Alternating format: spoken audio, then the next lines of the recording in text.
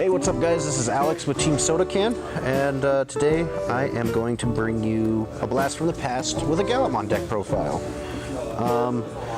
We just got a whole bunch of new stuff in EX2 Digital Hazard that really ups the game for Gallantmon, so I figured I would show you guys what I've been working on here a little bit.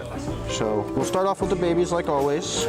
We are running 3 of the BT2 Digimon. This guy's inheritable is while there are 5 or more cards in your opponent's trash, this Digimon gets an extra 1,000, so you know it's just helping boost those numbers a little bit. And then we are going to play 2 of the brand new Digimon out of EX2. This guy's inheritable is when attacking once per turn, if this Digimon is a Gallantmon, Growlmon, or a Gallantmon in its name, you get to draw a card. So this is just, you know, helping you move through the deck and cycle and see things a little better. So 5 babies. Then we'll move into rookies here. Starting off, we are playing 4 of the brand new Gallantmon out of EX2. This guy is on play. Reveal the top 4 cards of your deck, and then you add a card with Growlmon or Gallantmon in its name, and 1 Tocado from among them. You add them to your hand. The rest of it goes to the bottom. Inheritable off of this guy is if this Digimon has a Growlmon or Gallantmon in its name, you delete one of your opponent's Digimon with 3K or less. Then we'll go into the next 4 of that we play are the Gallantmon out of the structure deck. This is the Warp Gallantmon, so if you've got him in play and your opponent has a level 6 or higher Digimon, you can warp him straight from Gallantmon into a Gallantmon for a play cost of 4, and it ignores the Digivolution requirements. However, this guy can only go into a Gallantmon, so you can't go into like a Chaos Gallant, a Megidramon, or like a Crimson mode off of him. And then his inheritable is your turn once per turn. When an opponent's Digimon is deleted, you trigger draw 1. So again, just helping draw through that and see things a little more consistently.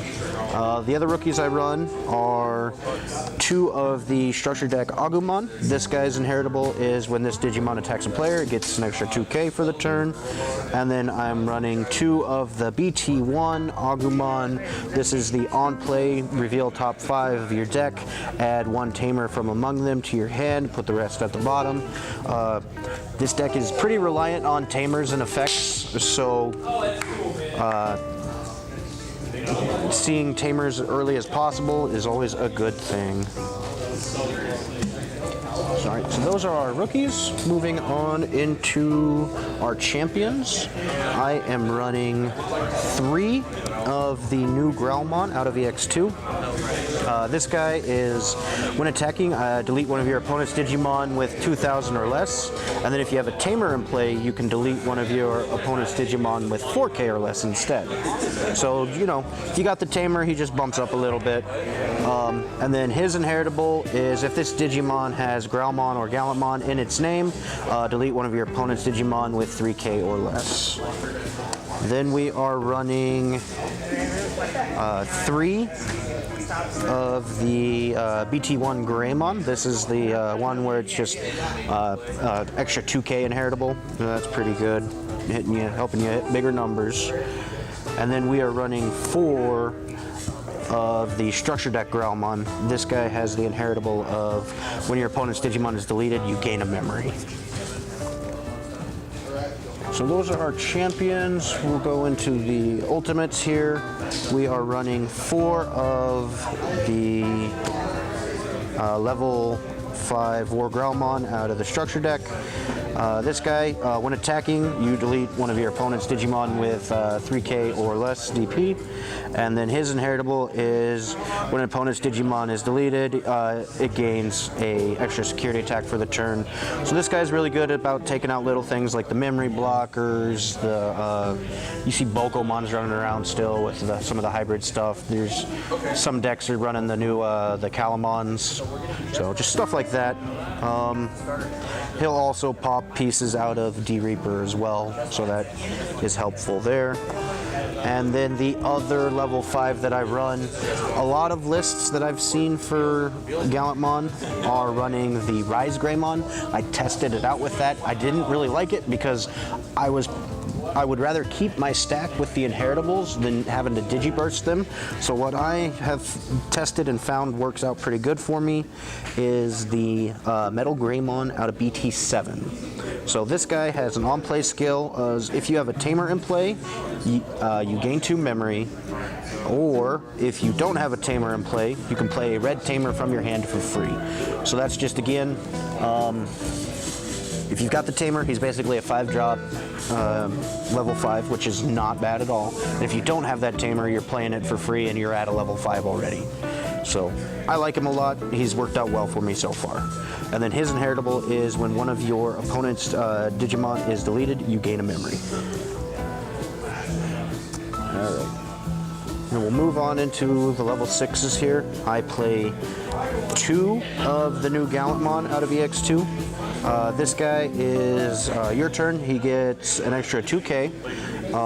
Also during your turn, while you have a red tamer in play, you can add 2,000 to all of the delete effects that you can have throughout your stack and stuff. So, and then when attacking, I can choose any number of my opponent's Digimon whose totals equal 6K or less and delete them. So using his own effect, that goes up to 8K, so he's pretty good. Then we run 2 of the brand new Megidramon. This guy, he always counts as a Chaos Gallantmon, so you're able to, grab him off of other things because he's a Gallantmon in name.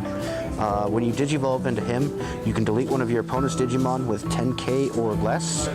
And if no Digimon was deleted by that effect, both players mill the top 5 cards of their decks. And then he has an on-delete skill of you can play a Gallantmon and a Takato from your hand or trash without paying their memory cost. So, and he's a 13K beat stick, so I go into him quite often. Just being able to get the pop or milling stuff out just really helps this deck a lot, and then just recurring into a Takato and a Gallantmon come up very nicely. And then the last level 6 that I run 2 of the BT2 Gallantmon. This guy is, when Digivolving, if you've got a red tamer in play, delete one of your opponent's Digimon with 6K or less DP.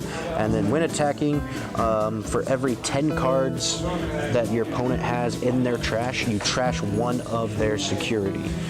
So basically you're using him to swing over problems, and then you're just trashing your opponent's stuff. Really good matchup with him against the yellow control stuff. And then level 7s, I run 2 of the brand new Gallantmon Crimson mode.